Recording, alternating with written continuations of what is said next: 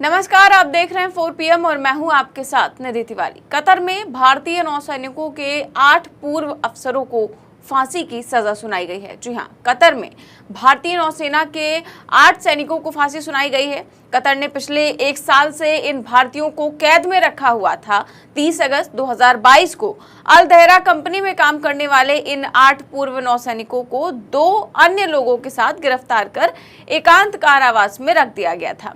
इन नौसैनिकों की बेल अर्जियों को कई बार खारिज किया जा चुका है। कतर का दावा है कि ये भारतीय इजराइल के लिए जासूसी कर रहे थे। जी हाँ, भारत के लिए भी नहीं, ये लोग इजराइल के लिए जासूसी कर रहे थे, ऐसा कतर का दावा है, जो वहां एक गंभीर अपराध की श्रेणी में आता है।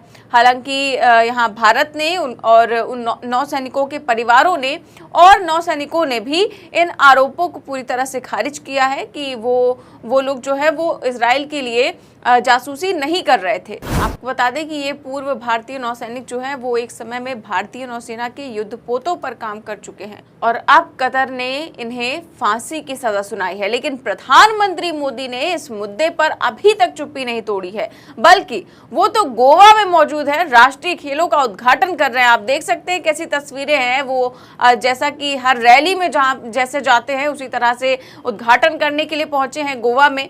लेकिन इन नौसैनिकों को जो डेथ सेंटेंस सुनाया गया है, जो फांसी की सजा सुनाई गई है, उस पर उनका कोई भी बयान नहीं आया है और ना ही भारत सरकार ने ऐसा लगता है कि उन्हें छुड़ाने के लिए कुछ भी किया है। ये सभी नौसैनिक अफसर जो हैं वो कतर की एक कंपनी में Dahra global technology and consultant services के लिए काम कर रहे थे। ये एक प्राइवेट कंपनी है जो कतर की सेना को ट्रेनिंग देने का काम करती है और अब लोग प्रधानमंत्री मोदी पर सवाल उठा रहे हैं, क्योंकि पीएम मोदी ने 2016 में कतर में जाकर ही कहा था कि ये मेरा दूसरा घर है। जी हाँ, प्रधानमंत्री मोदी ने वहां पर भाषण दिया था और कहा था कि कतर जो है वो मेरा दूसरा घर है। और कल पीएम मोदी के दूसरे घर यानी कि कतर में 8 पूर्व सैनिकों को फांसी की सजा सुना दी गई। आज कतर में भारत के लाखों लोग काम करते हैं। हमारे प्रधानमंत्री भी कतर जाकर आ चुके हैं, लेकिन अब ऐसी कौन सी नौबत आ गई है कि हमारी कोई सुनवाई तक नहीं हो रही है, कोई बात नहीं सुनी जा रही है। आखिर अगर भारत ने उन्हें छुड़वाने की कोशिश की थी, वापस मांगा था अपने सैनिकों को, तो उन्होंने वापस क्यों नहीं किया? क्या इतनी ज्यादा खटास आ चुकी है रिश्तों में? क्योंकि जिस तरह से पीएम मोदी वहां जाकर अपना दूसरा घर बताते हैं कतर को, तो उस समय तो काफी ज्यादा अच्छे रिश्ते होते हैं और अब भारत की कोई बात ही नहीं सुनी जा रही है। आपको बता दें कि भारत के एक पत्रकार कतर में इस पूरे मामले की रिपोर्टिंग कर रहे थे। उन्हें भी कतर के अधिकारियों ने जाने के लिए कह दिया था और भारतीय विदेश मंत्रालय ने एक बयान जारी करके अब कहा है कि हम इस मौत की सजा के फैसले से काफी हैरान हैं और विस्तृत फैसले की प्रतीक्षा कर रहे हैं। हम इन पूर्व नौसैनिकों के परिवार वालों और कानूनी टीम के साथ संपर्क में हैं। हम सभी विकल्पों पर विचार कर रहे हैं। मतलब विचार कब कर रहे हैं? अब कर रहे हैं, जब इतने 1 साल हो चुका है, अभी तक उस पर कोई विचार नहीं हुआ, लाने की कोशिश नहीं हुई, लेकिन अब जो है केवल विचार किया जा रहा है। इस पर कांग्रेस ने मोदी सरकार पर जमकर हमला बोला है। कांग्रेस प्रवक्ता अतुल लोढ़े ने ट्वीट करते हुए लिखा, अब सरकार की आंखें खुली हैं जब हमारे पूर्व 8 नौसेना के अधिकारियों को कतर फांसी की सजा सुना चुका है। हमने संसद में पूर्व नौसेना अधिकारियों के लिए सरकार को पिछले वर्ष दिसंबर में चेताया था, लेकिन तब नहीं चेते। और ये कांग्रेस प्रवक्ता ने कांग्रेस सांसद मनीष तिवारी का वो वीडियो भी शेयर किया है जिसमें उन्होंने भारत सरकार का इस मुद्दे की ओर ध्यान आकर्षित किया था संसद में। सुनिए जरा। सभापति महोदय, आपका बहुत बहुत धन्यवाद। मैं आपका ध्यान एक बहुत ही संवेदनशील और दुर्भाग्यपूर्ण मामले की ओर आकर्षित करना चाहता हूं। गत 30 अगस्त 2002 से सभापति महोदय, हमारे नौसेना के 8 जो सेवानिवृत्त अधिकारी हैं, उनको कतर में दोहा में सॉलिटरी कन्फाइनमेंट में रखा गया है और उनके खिलाफ क्या आरोप है, ना उनको वो आरोप बताए गए हैं, ना उनके परिवारों को वो आरोप बताए गए हैं। और 90 दिन सॉलिटरी कन्फाइनमेंट में रखने के बाद जब उनको 1 दिसंबर 2002 को एक अदालत के सामने पेश किया गया, उनकी सॉलिटरी कन्फाइनमेंट की अवधि फिर 30 दिन के लिए बढ़ा दी गई। मैं सभापति महोदय आपके माध्यम से अनुरोध करना चाहता हूं, विदेश मंत्री भी अभी आएंगे अपने बिल को सदन के पटल पर रखने के लिए, कि ये बहुत ही गंभीर मामला है। हमने 4 दिसंबर 2002 को नेवी डे मनाया है और ऐसी परिस्थिति में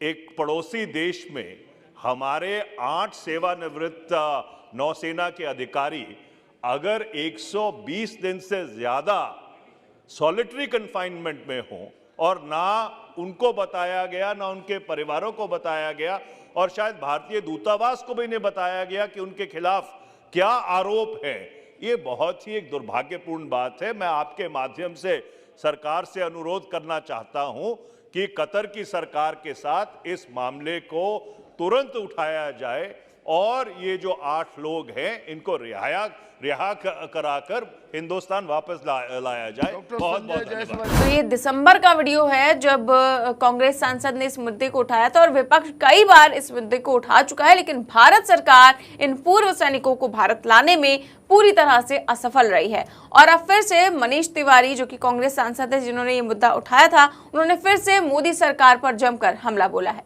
7 दिसंबर 2022 को मैंने लोकसभा में ये मामला उठाया था। तब तक 120 दिन ये 8 सेवानिवृत्त जो नौसेना के बहुत ही उच्च अधिकारी हैं, उनको सॉलिटरी कन्फाइनमेंट में 120 दिन के लिए रखा गया था। मेरे उस 0R के इंटरवेंशन का जवाब डॉक्टर जयशंकर ने एक खत के माध्यम से दिया 26 दिसंबर को, जिसमें उन्होंने ब्यौरा दिया कि भारत सरकार क्या कर रही है इनको मदद पहुंचाने के लिए। पर एक बात बिल्कुल साफ हो गई कि भारत सरकार कुछ भी नहीं कर रही थी, क्योंकि अगर भारत सरकार कुछ कर रही होती तो 9 महीने के बाद उनको या 10 महीने के बाद मौत की सजा थोड़ी सुनाई जाती। आज तक ना इस मुल्क को मालूम है, ना उनके परिवारों को मालूम है, ना इस देश को मालूम है कि उनके खिलाफ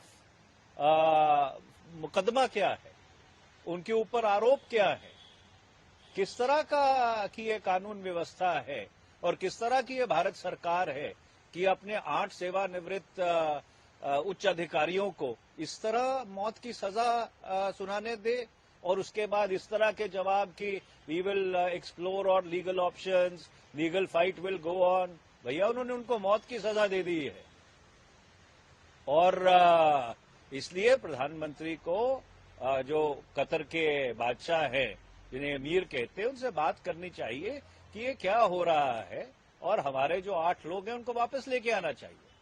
तो इस मामले पर और भी तमाम लोग ट्वीट कर रहे हैं। इस मामले पर रवीश कुमार ने ट्वीट करते हुए कहा कि पहली हेडलाइन, दुष्टों की दुष्टता नहीं चलने देगा भारत, ये भागवत ने कहा है। और दूसरी हेडलाइन, कतर में 8 पूर्व नौसैनिकों को जासूसी के आरोप में मृत्युदंड, भारत ने कहा दुखद। दोनों खबरें अलग अलग पन्नों पर छपी हैं।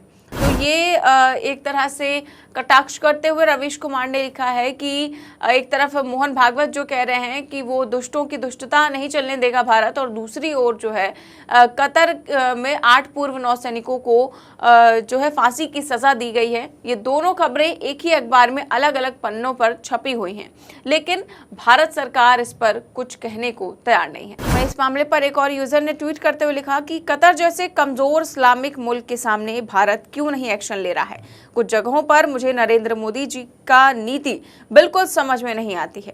कतर ने हमारे 8 सेना के रिटायर्ड जवानों को मौत की सजा दी है, जो वहां पर रहकर निजी कंपनी में काम कर रहे थे। कतर ने कहा कि भारतीय रिटायर्ड सैनिक यहां रहकर इजरायल के लिए जासूसी कर रहे थे। कतर के पास कुल सैनिकों की संख्या मात्र 22,000 है, जबकि सिर्फ बिहार पुलिस में 70,000 से ज्यादा जवान हैं। अगर भारत सरकार चाहे तो कुछ घंटे की कार्रवाई में अपने लोगों को सुरक्षित वहां से ला सकते हैं, जबकि ताकत के मामले में भारत कतर से 100 गुने से भी अधिक शक्तिशाली है। उम्मीद करते हैं जल्द हमारे सैनिक वापस आएंगे।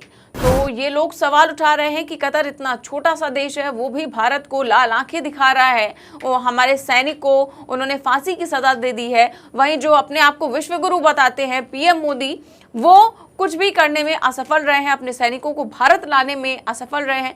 यहां तक कि प्रधानमंत्री जो हर छोटे से छोटे मुद्दे पर ट्वीट करते हैं, उन्होंने इस मुद्दे पर कुछ भी नहीं कहा है, जबकि गोवा में प्रचार करने पहुंच गए हैं और उनके दूसरे घर में भारत के ही नौसैनिकों को फांसी दी जा रही है। आपकी इस खबर पर क्या राय है, हमें कमेंट बॉक्स में जरूर बताएं। देश और दुनिया की तमाम बड़ी खबरें जानने के लिए देखते रहिए 4 PM न्यूज नेटवर्क। नमस्कार।